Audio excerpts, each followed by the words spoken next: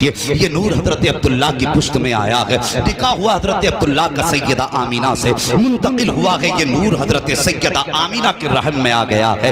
2 ماہ کا عرصہ گزرا ہے، اللہ اکبر ذرا توجہ سے سنیے گا۔ 2 ماہ کا عرصہ ہوا ہے، حضور ماں کے شکم میں آئے ہیں۔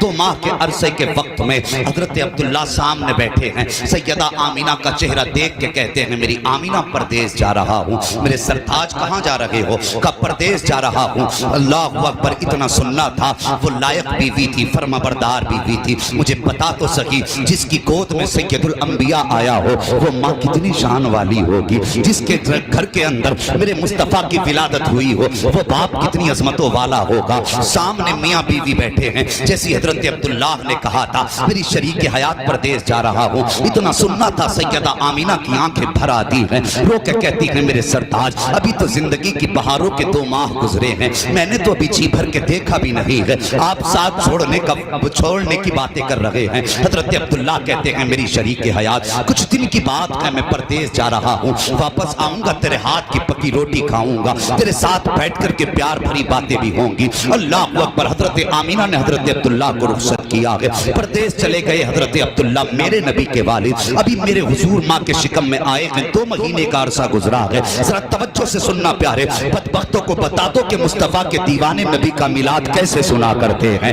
میلاد کیسے بیان ہوتا ہے، ذرا سنیے تو صحیح۔ حضرت عبداللہ گئے ہیں، جتنے دن کا وعدہ کر کے گئے تھے، جب اتنے دن آئے حضرت آمینہ نے آٹا گوندا ہے۔ حضرت عبداللہ کے والد حضرت عبدالمطلب کہتے ہیں بیٹی آمینہ کا جی بابا آج بڑی جلدی جلدی آٹا گوند رہی ہو، چہرے پہ خوشیاں بھی ہیں، بات کیا ہے؟ حضرت آمینہ نے کہا تھا بابا آج میرے عبداللہ کے واپس آنے کا دن ہے، آج کا وعدہ واپس آنے کا کر کے گئے تھے، ذرا غور کرنا۔ حضرت عبداللہ بھی مسکرا دیتے ہیں، شام کا وقت ہو گیا، سورج ڈھل گیا ہے، سامنے چولہا ہے، آٹا بھی رکھا ہے، حضرت آمینہ حضرت عبداللہ کا انتظار کر رہی ہیں۔ رات کا وقت گزرنے لگا، جب رات ہو جاتی ہے حضرت آمینہ کو فکر ہوئی میرے سرتاج کو آ جانا چاہیے تھا، اب تک کیوں نہیں آئے ہیں؟ کہتے ہیں حضرت عبدالمطلب سے بابا کا جی بیٹی کا میرے عبداللہ کا پتہ تو لگاؤ، ابھی تک کیوں نہیں آئے ہیں؟ حضرت عبدالمطلب گئے ہیں حرم شریف میں، پتہ لگانے کے لیے کوئی میرے عبداللہ کا پتہ بتا دے۔ ابھی آپ حرم شریف میں تھے کہ ایک جوان دوڑتا ہوا آیا،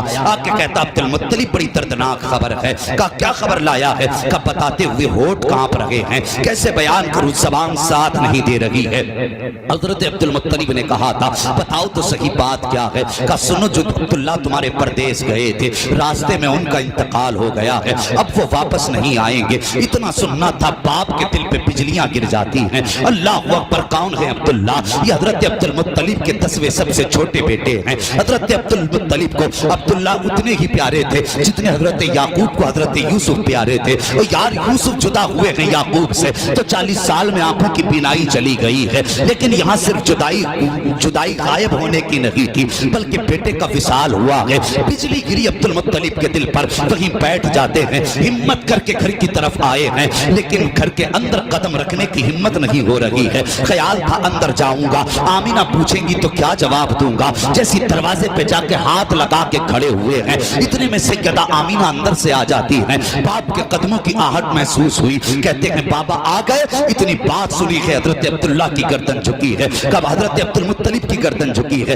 کب بتائیے تو صحیح میرا عبداللہ آیا کہ نہیں آیا؟ اتنا سننا تھا حضرت عبدالمطلب کی چیخ نکل جاتی ہے، رو کے کہتے ہیں بیٹی آج کے بعد عبداللہ کا انتظار مت کرنا، جس تو عبداللہ کے انتظار میں بیٹھی ہے وہ عبداللہ واپس نہیں آئے گا۔ پھر کیا تھا یار، ہزاروں بجلیاں گری تھی عبداللہ کے آنگن میں، سیدہ آمینہ زمین پہ بیٹھ جاتی ہے، یوں شکم پہ ہاتھ رکھا تھا اور آسمان کی طرف نگاہ اٹھا کے کہا تھا یا اللہ ابھی میرے بیٹے نے زمین پہ آنکھ نہیں کھولی ہے کہ آنے سے پہلے بچہ یتیم کر دیا گیا ہے۔ جب چیخ مار کے اتنی بات کہی ہے، غیب سے آواز آئی تھی آمینہ آنسو پوچھ لے، ہم نے تیرے بیٹے کو صرف یتیم نہیں بنایا ہے بلکہ سارے زمانے کے یتیموں کا مالک و وارث بنا کے پیدا کرنا۔